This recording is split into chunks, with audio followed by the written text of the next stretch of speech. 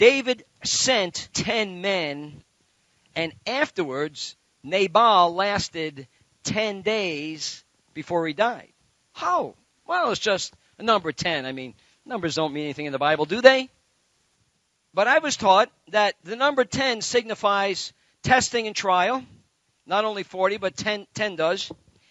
And I went through, I just picked out 10 quick examples of the number 10 being an example where there's something of significance. In other words, when Abraham was arguing and not arguing, but negotiating with God for the state of Sodom and Gomorrah, he started with 50 men and ended up with 10 men. He says, if there are 10 righteous men left in Sodom and Gomorrah, would you save it?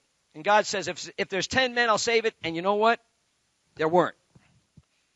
When Abraham's servant goes to find a wife for Isaac, he prays a prayer that says, when I get over to the land of Ur, have the lady that you've chosen come out and water my camels.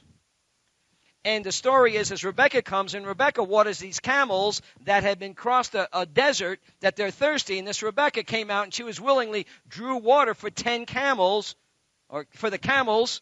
And it was later these camels that rode her back to her wedding. Well, there so happened to be 10 camels. Laban changes Jacob's wages 10 times. There's 10 plagues in Egypt. Numbers 14:22 says 10 times Israel tempted God. They're the 10 commandments. The Jews were intimidated 10 times according to Nehemiah 4:12 when they're building the wall. Job was reproached 10 times by his comforters. That's Job 19:3. Daniel was 10 times wiser than the magicians, Daniel 1:20, and we know that there were 10 virgins, 5 wise and 5 foolish in Matthew 25. Now that's 10 quickies, and I found out there's a whole lot more. And everybody said,